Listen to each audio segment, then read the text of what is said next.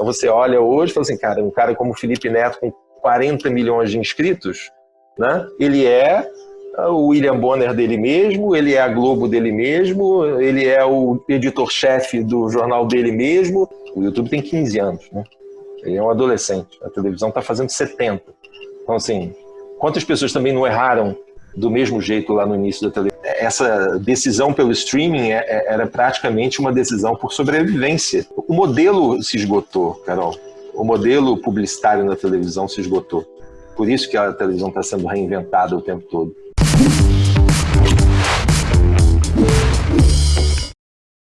Você sabe quem é João Pedro Paes Leme? Esse cara aí da foto passou 20 anos na Globo, de 1996 a 2016, e foi diretor executivo da Central de Esportes da emissora por 8 anos nesse período. Depois de deixar a direção do canal, ele decidiu inovar e se tornou parceiro do youtuber Felipe Neto, gigante brasileiro com quase 40 milhões de inscritos. Você deve conhecer esse cara aí, né? Hoje, os dois são sócios e fundadores da Play 9, uma empresa que promete ajudar a sociedade nessa transição do entretenimento da TV para a internet. E sabe quem é uma cliente deles, por exemplo? Fátima Bernardes. Nesse momento em que a TV aberta brasileira completa 70 anos de história, João Pedro conversou com exclusividade com a Splash e falou sobre tudo. Qual é o futuro da televisão? Como foi o processo que fez Felipe Neto passar por tantas mudanças no seu estilo como youtuber e apresentador de modo geral? E o João Pedro vai te explicar isso tudo aqui no vídeo de Splash. Eu tinha uma sensação que depois eu soube que tinha inclusive um nome para descrever, né? Que era a sensação de ser um intraempreendedor, né? Essa definição não existia 5 anos atrás ou 8 anos atrás, mas na Globo eu sempre percebia essa minha inquietação. Então, né, eu fui repórter, depois eu viajei para ser correspondente na Inglaterra, aí eu voltei, aí eu fui ser correspondente na Fórmula 1, eu não parava, né? Aí voltei, fiquei 1 ano aqui, fui ser correspondente na França, aí voltei, migrei para uma área executiva, fui ser diretor de telejornais e programas, aí depois me transformei em diretor de conteúdo, diretor executivo, assim, aí criei o Planeta Extremo, né? Eu era uma pessoa muito inquieta, eu sou uma pessoa muito inquieta, né? A sensação que me deu, sabe, Carol, foi a de que a gente, né, nesse movimento todo, na prática, e estou falando como um todo, tá? Não é uma questão da Globo, da BBC, ou da NBC, ou da Record, é uma questão da plataforma televisão, né?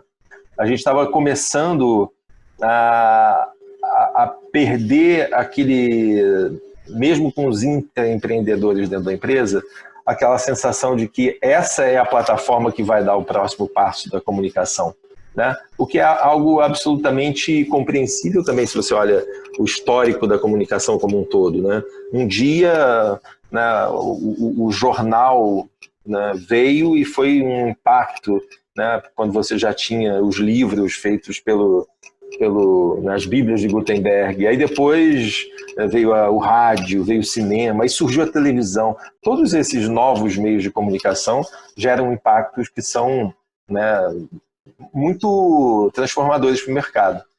A sensação que eu tinha é de que, primeiro, ali dentro, por ser muito inquieto, eu tinha o conforto da minha geração e da geração dos meus pais e avós, que era, eu vou ficar num lugar para sempre, vou ter um emprego e isso, né, é o que eu quero para a minha vida, batendo de frente com uma sensação que era da geração dos meus filhos e muito da minha também, porque a minha geração era a geração que fazia a conexão e vivia esses dois mundos, essa dicotomia maluca, né, de tentar entender o que estava terminando como um ciclo virtuoso e o que estava começando, por um lado, como um novo ciclo virtuoso, né? E o ciclo virtuoso novo não estava na televisão, né? Os grandes assuntos, os temas, os grandes projetos, sim.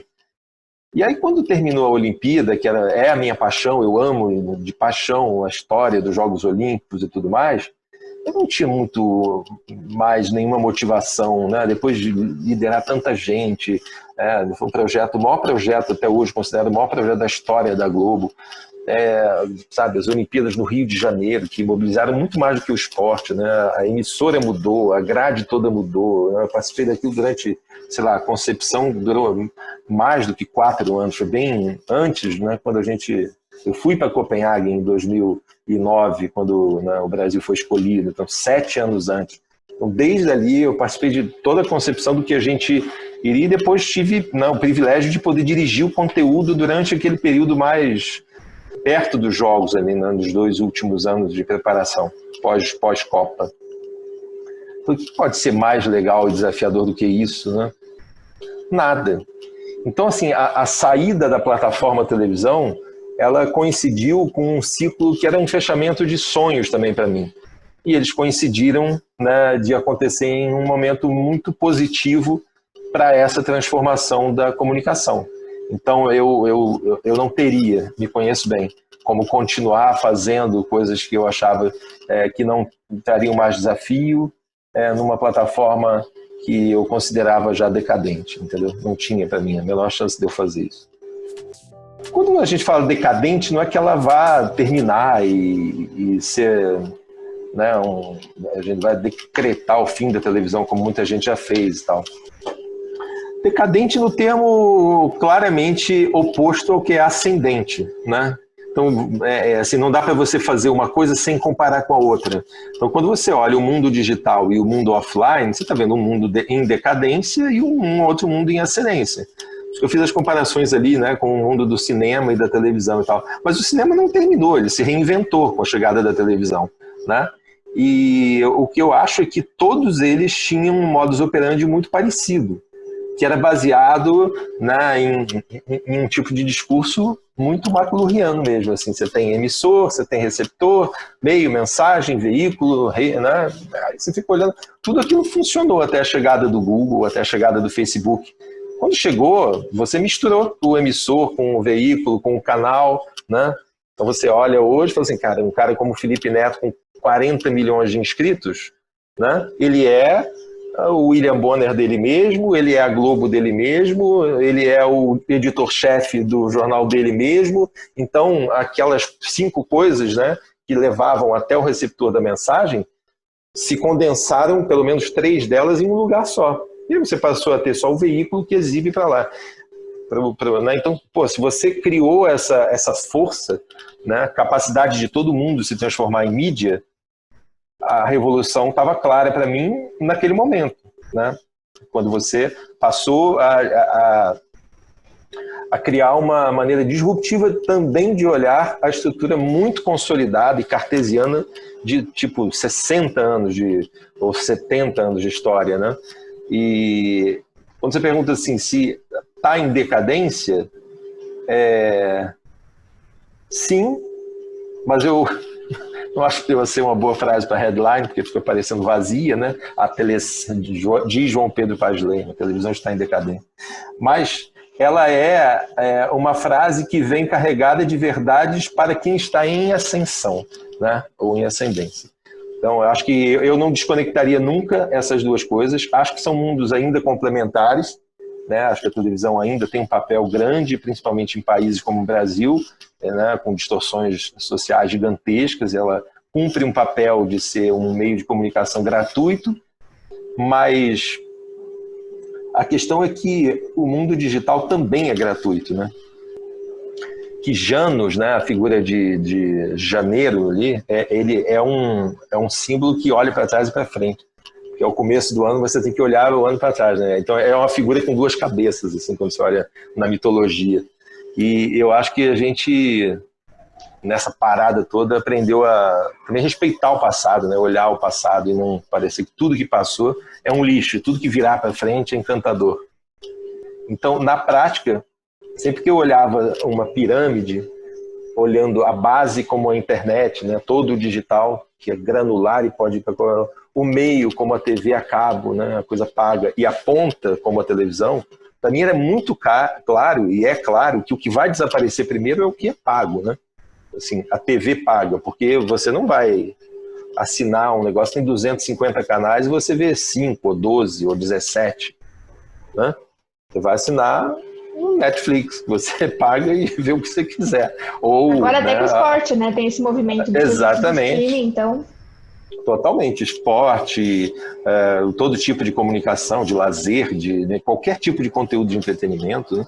Então, não é à toa que, né, você vê HBO, Disney, todos no mesmo caminho, né, que Amazon Prime Video, depois do Netflix, fizeram, né? Amazon Prime Video, Netflix, Apple e as grandes, né, nativas digital fizeram isso nascer do digital. Outros que eram empresas de mídia, como a HBO e Disney, e a própria Globo, com o Globoplay agora, né? Então, essa decisão pelo streaming era praticamente uma decisão por sobrevivência, porque o próximo passo, né, é você ter uma combinação entre anúncio e pagamento. Não tem como você... O modelo se esgotou, Carol. O modelo publicitário na televisão se esgotou. Por isso que a televisão está sendo reinventada o tempo todo, né?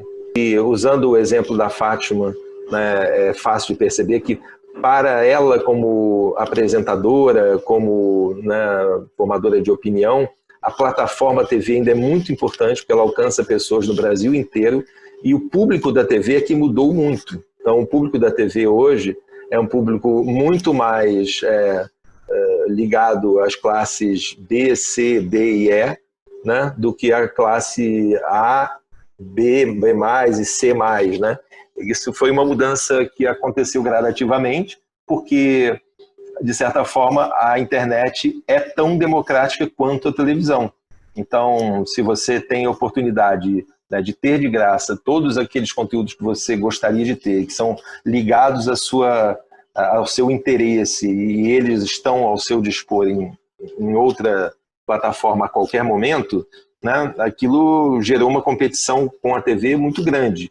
Por isso a migração das verbas publicitárias, né, passou a ser muito maior para o digital do que para a TV por assinatura, né? Primeiro que a TV por assinatura, supostamente como o próprio nome diz, deveria sobreviver de assinatura, né? Mas obviamente é uma combinação de assinatura com comercial. Porém, quando você tem aquilo que eu falei, você percebe que a sua assinatura é mais valiosa quando você assina um serviço de streaming, que você escolhe, né, e de certa forma abrange os seus interesses ali. A outra parte, que é gratuita, fica entre a ponta, que vai ter uma grade linear, né, que são as TVs abertas, e a base, que é gratuita, né, seja no YouTube, no Instagram, no TikTok, no Facebook, nos sites, nos portais, né, é um tipo de fruição que você pode ter, né? Você pode ficar no YouTube vendo coisas horas, como é também de informação, fonte de informação. Então, assim, os americanos sempre falam, né, que os eyeballs são as coisas mais importantes, porque você tem que olhar para algum lugar. Então, a disputa que existe é pela atenção das pessoas. E a atenção das pessoas, hoje em dia, é muito mais voltada para o que elas sabem que podem consumir a hora que elas quiserem, né, ligado ao custo que elas têm, do que sentar na frente de uma televisão e esperar uma grade linear chegar no horário em que ela tem que esperar para ver, para depois... Então, assim, essa conjunção, que é a tentativa, né, que algumas emissoras como a Globo têm feito, é a conjunção correta. Mas só o tempo dirá se dá para esse modelo, né, amadurecer antes do digital sozinho se tornar mais poderoso do que esse modelo. Tanto que há criadores que nasceram no digital e são o que a Fátima é na televisão dentro do digital. Então, eu acho que hoje a gente convive com essa dualidade, diria assim, intergeracional, dentro das nossas plataformas. Em alguns momentos, né, porque a gente está vivendo a gente é muito beneficiado por viver essa transformação, a nossa geração, né? As nossas gerações. Todos nós que vamos, sei lá, de 20 a 60 anos, né, estamos vivendo muitas modificações e vendo tudo isso acontecer em plataformas que eventualmente pertenceriam só a um tipo de geração, né? Os velhos veem televisão, os jovens usam a internet, e não é nada disso. Porque tem pessoas que hoje aos 85 anos estão buscando receita dentro do YouTube, né? Então acho que essa composição meio mágica que está acontecendo faz sim uma Fátima Bernardes da vida ter um protagonismo ainda maior, né, no offline, no mundo dela, mas já ser muito relevante dentro do digital, porque muitas das pessoas que gostam dela na televisão já migraram para plataformas digitais. E acho que o inverso é mais difícil e menos atraente. E os próprios exemplos mostram isso, né? Você não vai ver o Felipe Neto ou o Whindersson Nunes querendo dizer, eu quero porque quero virar apresentador do show da noite da Globo, do SBT ou da Record. Eles, né, estão fazendo fortunas dentro de casa. Às vezes num quarto de 3x4 e para quê? Né, eles vão ter esse desafio, a não ser que seja um desafio artístico de você sair um pouco daquele ambiente, como o próprio Lucas Neto fez. O Lucas resolveu ter uma carreira de artista infantil, fazer filmes, etc. Então ele passou a ser youtuber também, mas ele passou a ser um artista quase mainstream, né, que nasceu do YouTube. A gente tem uma relação muito engraçada que, não sei se você sabe disso, mas eu contratei o Felipe para a Globo, é o único crachá que ele tem na vida, né? Em 2011, ele não tinha nem 1 milhão de inscritos ainda, e a gente fez um projeto chamado Berço de Talentos na Globo, que era para trazer umas pessoas do próprio YouTube, que, né, era uma maneira de você conseguir trazer a nova geração para a televisão, não a única, mas era trazer rostos conhecidos, né, de nativos digitais. E aí eu contratei alguns e tal, e o Felipe foi um deles. E claramente eu percebi que ali tinha um cara muito fora da curva, né? Era incrível, como ele é incrível, né? Um mega comunicador, inteligentíssimo, muito sagaz, um cara que queria ler e se informar o tempo todo. Cara, esse realmente é fora da curva. E aí ele ficou 1 ano na Globo, no fim do ano falou, já em 2012, eu acho, assim, no fim de 1 ano, não sei se no fim do ano exatamente, fim de 1 ano de contrato, ele, JP, adorei e tal, mas eu preciso empreender, eu sou um cara assim, assado, eu tenho uma ideia, eu vou abrir a Parafernália, eu quero fazer uma produtora e tal. E aí saiu, e a história todo mundo sabe, né? Abriu a Parafernália, depois vendeu para Maker Studio, aí virou para Maker, depois vendeu para Webidia. Quando ele saiu em 2017, mais ou menos, voltou a fazer vídeo, eu tinha acabado de sair da Globo e a gente se reencontrou e começou a fazer projetos em conjunto. E logo em seguida a gente virou sócio. E ele ainda falava palavrões e tal, mas é uma coisa mais, público mais velho, né, que ele falava com muitos, né, jovens adultos. Então, aquele tipo de palavreado da galera mesmo. Mas eu enchi muito o saco dele, porque eu falei, cara, você... a minha tese era bem simples, Carol. Falei, Felipe, você é uma pessoa muito inteligente e muito articulada. Você é eloquente, você consegue conversar bem com as pessoas. O palavrão, normalmente, é a bengala de pessoas que não têm essa capacidade. Elas usam um palavrão atrás do outro porque sempre falta vocabulário. Elas não têm o que usar, ou acham que aquilo é cult, ou isso e aquilo. Em algum momento, ser cult falando palavrão é divertido. Quando passa e você percebe que virou uma coisa apenas, né, meio caricata, você vai para o lado caricato. Agora, quando você, né, usa isso sabendo que poderia ter um discurso muito mais sólido e capaz de convencer o outro, é porque você está indo a reboque dos seus próprios, né, instintos. Aí escrevi uma coisa, um WhatsApp que parecia uma bíblia, assim, as razões para parar de falar palavrão. E foi um processo que ainda demorou uns 2 meses, eu acho, e ele acho que se convenceu. E eu acho louvável tudo isso, sabe? Eu acho muito legal também a pessoa admitir, como todos nós, né, os erros que a gente cometeu quando tinha tal idade, isso e aquilo, tendo visto, né, a plataforma crescer junto com ele. Então, assim, muito do YouTube no Brasil, né, nasceu junto com ele. Eu acho muito normal que isso aconteça. O YouTube no Brasil tem 10 anos. O Felipe no YouTube tem 10 anos. Então eles nasceram literalmente juntos, né? O YouTube tem 15 anos como, né, uma plataforma como um todo nos Estados Unidos. Mas no Brasil ele tem 10 anos. E o Felipe tem 10 anos de YouTube. Ele até brinca nas reuniões dizendo que ele deve ser mais... Ele deve ter mais tempo de YouTube do que 98% dos funcionários do YouTube, que deve ter tido muito giro, né, de lá para cá. E eu não duvido, não. Então, eu me preocupo demais com fake news. Até porque é o tipo de notícia que acaba com a reputação de uma pessoa em um dia. Eu assim, sou muito crítico em relação a esse tema. Tem um filme agora no Netflix interessantíssimo sobre o dilema, não sei se vocês viram, né? Incrível aquele filme. É para a gente refletir bastante sobre os pontos positivos e negativos da internet e dessa... por dois motivos, né? Um, vai chegar lá onde você falou, que são as fake news e tudo mais. Mas o outro é da indução, né, do próprio interlocutor que está ali. Tanto que no filme eu achei que é uma abordagem bem interessante, né, em que se diz, talvez o único site que não tenha nenhum tipo de direcionamento para públicos seja a Wikipedia, né, porque senão você começa a distorcer a notícia na base.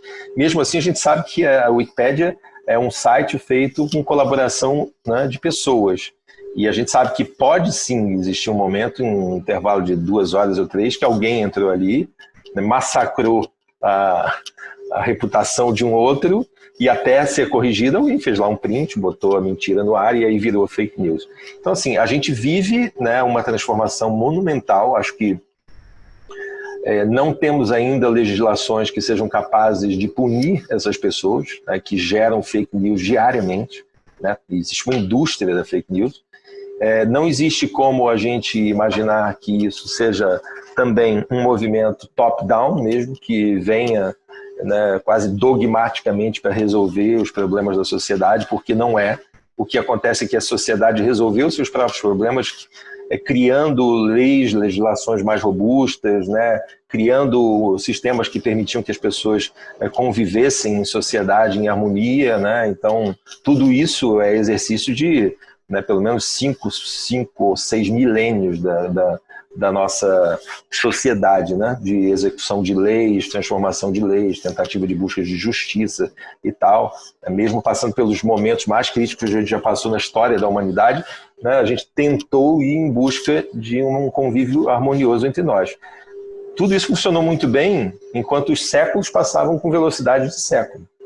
Mas esse século em que a gente está, ele passa com velocidade de milênio. É um negócio assim, né, absurdo. Então, quando todo mundo virou mídia e todo mundo ganhou a oportunidade de falar e se manifestar sobre tudo, né, tem a vovó do WhatsApp que passa qualquer coisa que chegar para ela, e ela não é uma pessoa malvada. Ela só não sabe discernir que aquilo não tem a chancela de um grande grupo, como, né, qualquer grupo, o UOL, Folha, Estadão, o Globo e tal, que passou por um crivo de alguém. Não passou pelo crivo de ninguém. Só que quando uma pessoa dessa... Esse é o mais inocente de todos, né? Esse é o coitadinho mesmo, e é uma pena. Quando essa pessoa recebe aquilo, para ela, pela formação que ela tem, né, de tudo que chega de fora, ter sido curado por alguém e chegado para ela ao longo da história de existência de, sei lá, 75 anos antes dos 10 últimos, né, sempre foi assim, ela fala, se me mandaram aqui no WhatsApp, é isso também, porque ela não entende que o WhatsApp é uma coisa diferente da televisão ou do rádio. Para ela chegou uma notícia, olha o que mandaram aqui. Então, e você olha, é a coisa mais absurda, mas ela acredita naquilo. Então, assim, esse fenômeno é perverso, porque ele se vale de uma rede, que é uma rede perversa, né, desses grupos de ódio, e ele também se vale de uma geração que ainda não foi educada. Não foi educada, que eu digo digitalmente, né? Ela não teve tempo de se educar digitalmente. E pode ser que essa desinformação, porque a gente vive a era da desinformação, né, ela seja prejudicial até para formar a nova geração, que se acostumaria com isso. Então, assim, eu acho que o mais importante é que a legislação acompanhe a velocidade das transformações.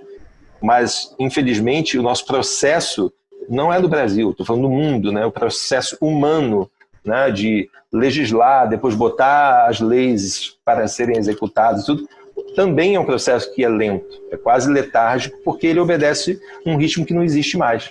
E acho que isso vai ser fruto da maturidade de cada país, né? Certamente, quando a gente olha países como a Suécia, a Noruega, ou, né, mesmo os Estados Unidos, você olha a população digital desses países, já é maior, né? Não estou dizendo que necessariamente elas são tão educadas digitalmente, porque eu acho que esse vai ser um processo da humanidade como um todo, mas ele vai se acelerar, óbvio, que vai se acelerar com mais rapidez em países desenvolvidos. O meu ponto, assim, é que num país de distorções como o Brasil, né, tão gigantescas, de abismos sociais, a televisão cumpre um papel, e acho que muito responsável. Nisso eu realmente aplaudo muito a Globo, que eu acho que cumpre um papel responsável junto com os grandes curadores de conteúdo, que são os grandes portais, né? Vocês todos, vocês têm uma importância gigantesca, porque a partir do momento em que saiu ali, se for fake, realmente aí acabou o mundo. Aí, a não ser que seja um erro, como já aconteceu, mas vai lá e corrige. Agora, se aquilo vira um lugar de propagação de fake news, você passa a não ter curadoria nenhuma. Por isso que governos, né, que sejam governos mais à direita, ou extrema direita, na verdade, governos fascistas, eles tendem a fazer disso uma grande ferramenta, né, de manipulação do povo. Então, a chegada da televisão a 99,7% do território nacional, né, que é praticamente o território nacional inteiro, rádio idem, né, são coisas muito poderosas e, portanto, geram a necessidade de muita responsabilidade. Quando você chega com a internet, que é um meio mais novo, tem talvez seja uma faca de dois gumes mesmo, porque você vê aquela necessidade de educação, ao mesmo tempo quase uma necessidade de inclusão digital, né? Porque não é só educar, antes é incluir. As pessoas não sequer estão incluídas digitalmente. Então são dois processos paralelos, mas um vem antes do outro, porque o cara fica feliz porque ganhou o celular e chegou ali uma rede, ele consegue entrar e fazer alguma coisa, e aí é realmente, né, quase empírica a experiência da pessoa que está com aquele celular novo. Então eu acho que diante desse desafio, em países como o Brasil, que tem essas distorções todas, é mais importante ainda que uma legislação seja clara para evitar que essas pessoas que são as mais vulneráveis, né, digitalmente e socialmente, sejam afetadas por fake news ou por desinformação, porque senão elas já entram desinformadas. A gente classifica, né, a nossa empresa como uma vírgula propositalmente, porque é muito difícil dizer o que a gente faz. Você não tem ideia de quantas e quantas vezes eu já tive que, né, explicar em talvez uma frase de 50 palavras, né, o que antigamente era só dizer, isso é uma emissora, isso aqui é uma agência, isso é uma produtora, né? E é muito limitador e muito limitante você dizer que a Play 9 é uma agência, ou ela é uma produtora, ou ela é... E outras empresas, né? Estou citando a Play 9, mas esse novo mercado, ele trouxe essa dificuldade da definição, porque o espectro dos profissionais que trabalham e da própria atuação da empresa é um espectro maior. Então eu diria que, assim, nessas vírgulas todas, né, a Play 9, por exemplo, é uma curadoria de conteúdo com inteligência digital e produção audiovisual, né? Que é um estúdio de conteúdo que formata os melhores projetos para conectar marcas e pessoas. Então, assim, como é que eu vou explicar isso? Na própria... É meio esperar o tempo, né, definir uma palavra ou duas palavras que daqui a pouco criem uma compreensão melhor sobre o que isso é. Para a gente tentar sintetizar e não ficar só na vírgula, a gente criou mesmo uma expressão para a gente que é um estúdio de conteúdo. Então, assim, é dali que nasce tudo. Então, todo o resto que vem ao redor de todas as outras vírgulas nascem do conteúdo. A velocidade com que todo mundo, né, consegue virar praticamente autoridade no que diz não permite, né, que a velocidade com que o outro aprende seja igual. Em termos de... Então são dois mundos meio paralelos, né? Vem chegando aqui um monte de informação aqui desse lado, um monte de novidades tecnológicas e a pessoa do outro com a mesma velocidade meio letárgica de aprender aquilo. E sequer, né, sendo ensinada. Porque não tem escola. Aqui o cara vai aprendendo sozinho. É um ponto muito preocupante e eu acho que só faz empresas como a Play 9, por exemplo, terem que ter muita responsabilidade, porque quando você olha, né, daquelas vírgulas todas que eu falei que a Play 9 ela é emissora, então ela é a parte que exibe também. Ela cria, ela produz, roteiriza, capta imagem, edita e exibe. E na prática é o consumo final da pessoa, né? Ela não consome a plataforma, ela consome tecnologia porque ela quer conteúdo que está dentro da tecnologia. Então a responsabilidade que a gente tem é gigantesca, né? Tentando, mesmo nesse mundo que ainda não foi 100% legislado, né, trazido para a discussão mais veloz, mesmo que seja, né, um embate e tudo mais, deveria ser veloz e botar tudo isso em discussão. Mesmo assim, a gente precisa ter o bom senso e o senso crítico para levar ao ar as coisas que sejam que não sejam, né, nocivas para a sociedade, né? Por isso eu acho louvável até essa transformação do Felipe, né? De olhar assim, a maturidade dele, de um cara de 5, 6 anos atrás, para o cara que hoje, né, entende isso, fala de alguns temas, não fala de outros, ouve mais do que fala em outros, né? Assim, ele é meio a prova viva dessa educação digital, né? Ele precisou se educar numa plataforma, que é o YouTube e em outros, que tem praticamente a idade de um adolescente. O YouTube tem 15 anos, né? Ele é um adolescente. A televisão está fazendo 70. Então, assim, quantas pessoas também não erraram do mesmo jeito lá no início da televisão, tentando coisas absurdas e tudo mais, e de certa forma encontraram um caminho em que aquilo deixava de ser pernicioso para a sociedade, né? Agora, aí você tinha quantas televisões? Era mais fácil você olhar e ver o que estava acontecendo. Hoje, né, potencialmente, você tem quase 8 bilhões de formadores de opinião. Não porque tem uns bebezinhos aí, mas vamos dizer que 6 bilhões de pessoas possam ser formadoras de opinião no planeta. É difícil você imaginar que todas elas vão ter consciência social, né, crivo e bom senso.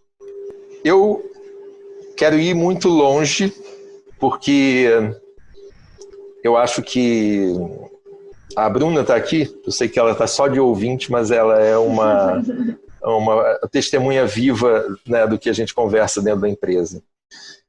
Eu acho que a Play 9 tem uma responsabilidade que muito longe, mas muito longe de eu virar um bilionário que criou um unicórnio, que eu nem acho que é isso.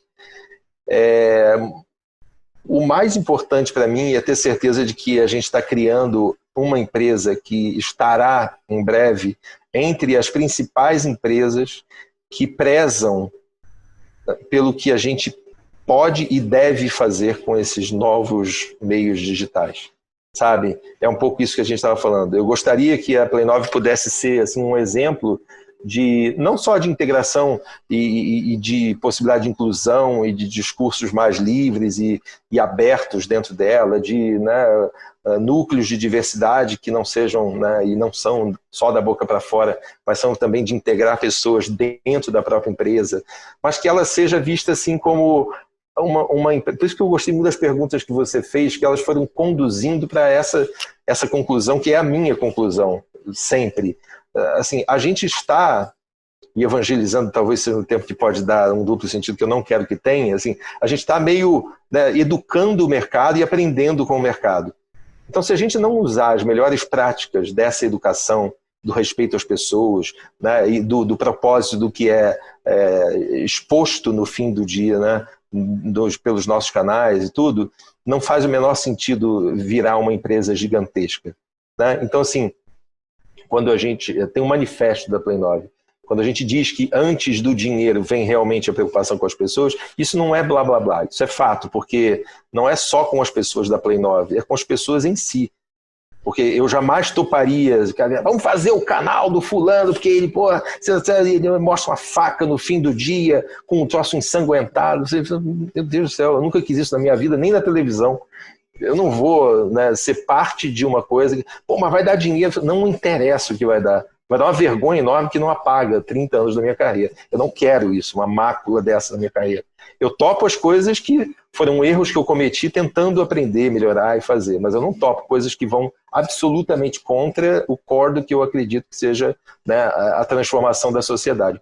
E acho que a sociedade não vai se transformar se as pessoas se omitirem nesse momento, né, em que tudo tem opinião de todo mundo. As pessoas vão ser destruídas, não precisa de gabinete de ódio, elas vão ser destruídas porque elas vão ser pegas nas suas mentiras.